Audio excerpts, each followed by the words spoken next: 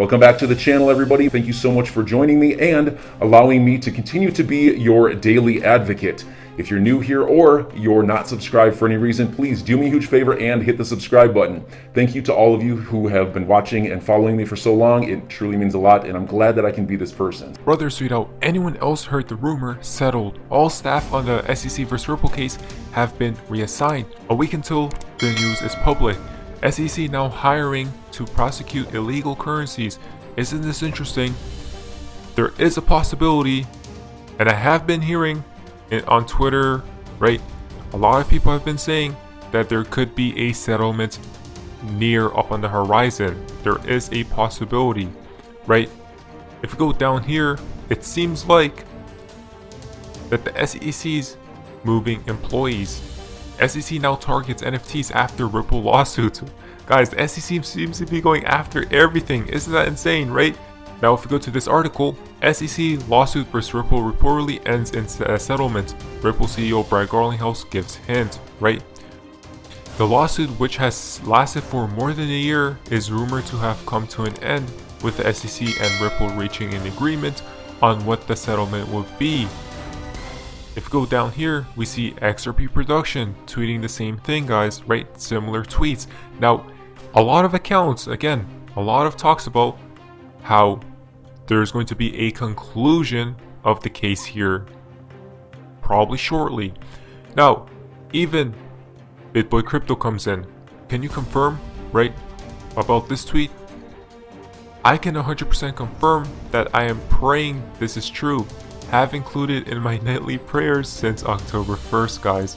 Again, BitBoy Crypto. What did BitBoy Crypto believe before, right? That last year, September, there was going to be the settlement, the conclusion, Ripple would have won, and the case would have ended then and there. But now, Attorney Jeremy, if I'm not mistaken, believes that September should be the month around that time frame. We should see the conclusion of the case. Ripple CEO also said, right, I was meeting with Chairman Clayton. I met with SEC commissioners. No one ever once said XRP is a security. Again, so this is how we know this whole case is just a facade, guys. Just a literal joke. The team at Ripple has been meeting with the SEC people, right?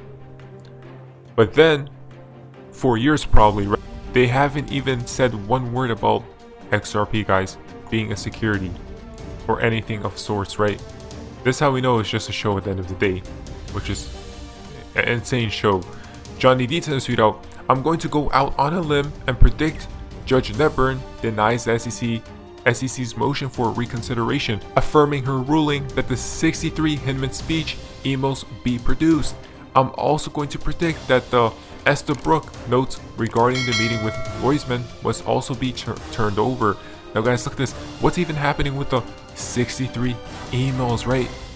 This, in my humble opinion, will be the nail in the coffin, right?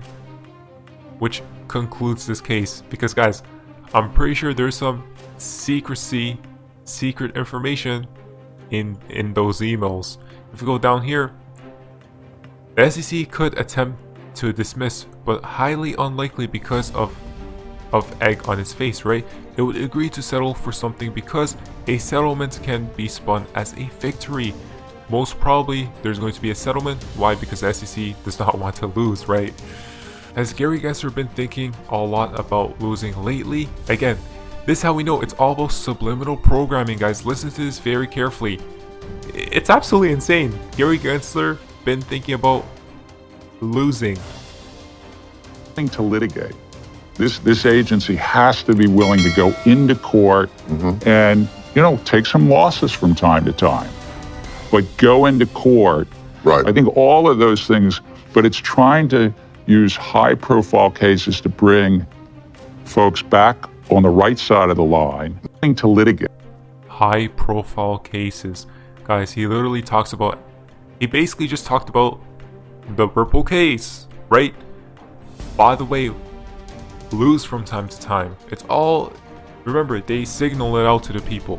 It's all in plain sight. We already know there's going to be a settlement or some sort of conclusion coming here soon. Now, Watch your guru tweet out. Just in, Malaysia's deputy finance minister says Bitcoin and Ethereum are not suitable as payment instruments and are not a store of value. Again, all the proof is right here, guys.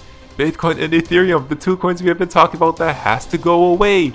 No one else is basically stating this, only we are, right? The XRP community. Now, this is a very interesting video. Grab your popcorn and listen very carefully from digital asset investor. One world order, one world taxation, one world money. Now, before we do play this video, I'm pretty sure this is why Mr. Poole followed Jim Rickards, right? Because he's been talking about all of this stuff in the past years. If we go down here, before we do talk about that, there's one flaw in his vision. It's not going to be a hostile takeover of the system. There's going to be some catastrophic or some catastrophe of the economic system, and the world governments are going to get together and become our saviors, right? We are all going to be flooding into the new system willingly. Again, basically, as Mr. Poole did state before, there's going to be a catastrophe, and then they're going to introduce a new financial system, right, for people. Now guys, listen to this very carefully, because it's pretty crazy. I was having dinner with a friend not long ago in New York City. We met at a place called Oriole, which is in Midtown. My dinner companion that night was a senior advisor to BlackRock. As you may know, BlackRock is now the largest asset manager on the planet. It directly manages $5 trillion in assets, and it oversees another $11 trillion through its Aladdin platform. That means one firm controls more money than the GDPs of China, Russia, and Japan combined. Anyway, my dinner companion happens to work directly for BlackRock's CEO. As we nursed our white wine and the evening wore on, she let something slip. If I remember her words, she said something like, "They want to tell us we can't sell." What was she talking about? Who was she talking about? I placed a few calls, first to my contacts in Washington, then to a few people on Wall Street. Soon I was on a plane for a series of meetings to London, to Geneva, back to New York, then down to South America. As I began connecting the dots, a pattern emerged. It revealed a network of more than 189 individuals positioned inside the world's major financial institutions. Some of them hold senior positions inside the IMF, World Bank, and every central bank in the G20, including our own Federal Reserve.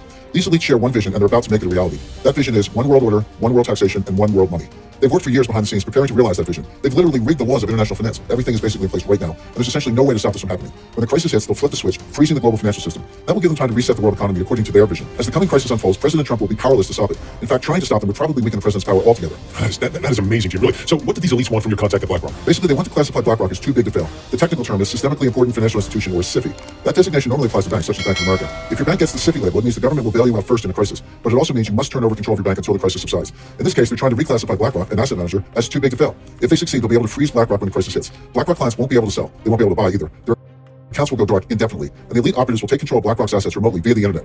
But our research shows that their ICE 9 plan goes much deeper than that. Now, you referred to the plan as ICE 9. You just said that. What does that mean? It's a reference to the Kurt Vonnegut novel, Cat's Cradle. In the book, a mad scientist creates a new form of water molecule called ICE 9. When it comes in contact with other water molecules, it freezes them at room temperature. One drop of ICE 9 can freeze the whole ocean, and that's what these elite operatives are about to do to the world economy. Now, can you share with our viewers exactly who these operatives are and what their ultimate goal might be? Like I said, John, more than 189 elite agents have slowly wormed their way into leadership positions across the board. They now sit at or near the head of the IMF, the World Bank, and even our own Federal Reserve. They also control much of what happens at the central banks of China, Russia, India, Brazil, Canada, and Europe. As you know, these institutions form a kind of global superstructure. It forms a kind of snare net encircling all nations. Their leaders aren't democratically elected, they're not accountable to you and me.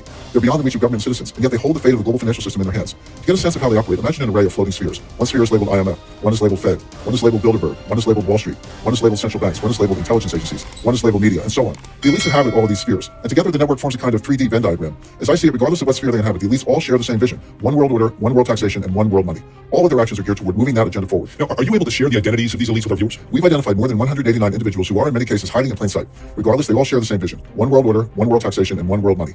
A short list would include Christine Lagarde, Managing Director of the International Monetary Fund, IMF; Mark Carney, Governor of the Bank of England; Raghuram G. Rajan, Vice Chairman of the Bank for International Settlements; Haruhiko Kuroda, Governor of the Bank of Japan; William C. Dudley, President of the Federal Reserve Bank of New York; Agustin Carstens, Governor of the Bank of Mexico; Janet Yellen, Chairman of the Board of the Federal Reserve System; Mario Draghi, President of the European Central Bank; Xu Min, former Deputy Managing Director of the IMF; Zhou Xiuquan, Governor of the People's Bank of China; Robert E. Rubin, Chairman of the Council on Foreign Relations. This A-list of central bankers and other elites is just the tip of the iceberg. Of course, not one of these elites will tell you outright what's going on, but I've seen and heard enough to connect the dots for myself. Not long ago, for example, I met with one of their senior operatives. He's a leading economist who served as the chairman of the Federal Reserve during the last crisis. He's considered one of the most influential minds in banking today. We met privately during a conclave in Seoul, South Korea. Of course, I'm talking about Ben Bernanke. I came away from my meeting with him stunned and convinced that ICE 9 was real. Not long before that, I set up a one-on-one meeting with another member of the network. His name is Xu Min, the former Deputy Governor of China's Central Bank. Until recently, he served as Deputy Managing Director of the International Monetary Fund. Xu is a brilliant guy, like Bernanke, and he's pleasant and well-meaning. There's no doubt in my mind that he's also a member of the elite network preparing to impose ICE 9 on millions of Americans. But I wasn't done with my research. I have since met with dozens of senior officials, intelligence analysts, and former Wall Street colleagues. My quest led to a final meeting, a face-to-face summit with the head of Bilderberg. We met at Rockefeller Center in Manhattan, and he was very eager to get my take on the euro as a currency. I was happy to provide it, of course, in exchange for some valuable intelligence. As I say in my new book, he did not have horns. In fact, he gave me a nice gift when we parted ways, a blue Swedish vase. I keep it in my writing studio at my home in Connecticut. But my point is, I came away from all three meetings convinced of one thing: when the next next crisis hits, the elites are planning to freeze the financial system, and they'll replace it with a new system, one not based on the US dollar. When that happens, we'll wake up to a very strange and disturbing new reality. And for our viewers that are watching today, what might the reality look like that morning? How does this manifest? First, they'll have gone to bed knowing that a massive financial crisis was underway. But when they wake up, they'll find it has worsened and the contagion has spread worldwide. When they go to withdraw money, their ATM will say closed temporarily. When they go to sell stocks, their account will say transaction not available. When they go to their local business, that business will only accept cash if it's open. As citizens realize they're being barred from their money, riots will erupt. It's going to get really bad really quickly. How would such a freeze actually work? And wouldn't that be highly illegal? Well, it wouldn't be illegal technically because they've been quietly laying the groundwork for years. They've rigged the financial laws, changed the rules of the game to allow this to happen. The stage is set. They have the levers in place. The lights are positioned. Now someone just needs to flick a switch and they'll impose ICE 9 rapidly. And again, all of this will be legal because they've rigged the system in their favor. Here in the US, for example, Congress pushed through something called the International Emergency Economic Powers Act, or IEPA. This allows the government to freeze accounts, assets, even whole institutions at will. The only condition is that there's some threat to national security with a foreign connection. Of course, with a global market, every financial crisis has a foreign connection. Any systemic crisis fits the bill. And the thing is, when the next crisis hits, it's going to be so bad, President Trump won't have any choice but to go along with the elites' plan. Wow, that is, you have to admit, that sounds somewhat hard to believe. How could these operatives actually freeze a whole country's financial system? Well, fortunately, we have some recent real-life examples to study.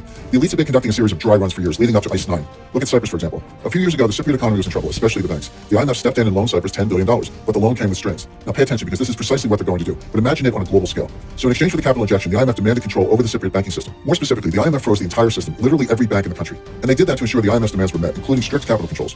So how did all this impact regular citizens? Their local ATMs went dark. Even the bank branch was closed, permanently in some cases. Citizens could not withdraw cash. They couldn't even transfer funds from one account to the other. What came next? Wealth extraction on a grand scale. The IMF basically stole 6 to 10% of all the cash in the Cypriot bank accounts. How did the elites justify this? They called it a levy, the price regular citizens had to pay for their government's missteps. Keep in mind, these asset confiscations were done at the balance sheet level with the institutions themselves. They never had to confiscate individual accounts. They froze every account by controlling a handful of the country's biggest banks. When the next crisis hits, we're going to see this here in the US and around the world, and there will be a highly coordinated global attack on the entire system simultaneously. Oh my, what is going on, guys? That's absolutely mind-boggling. Remember, that's exactly the scenario of the problem, reaction, solution. They're preparing us, guys. Just be prepared for when that time does actually come into fruition, right? So enjoy your day, everybody. I'm always here for you. Leave any comments or questions below and be sure to subscribe. But thanks, everybody. I really appreciate you. Enjoy your day, and I always have your back. So thanks so much, everybody.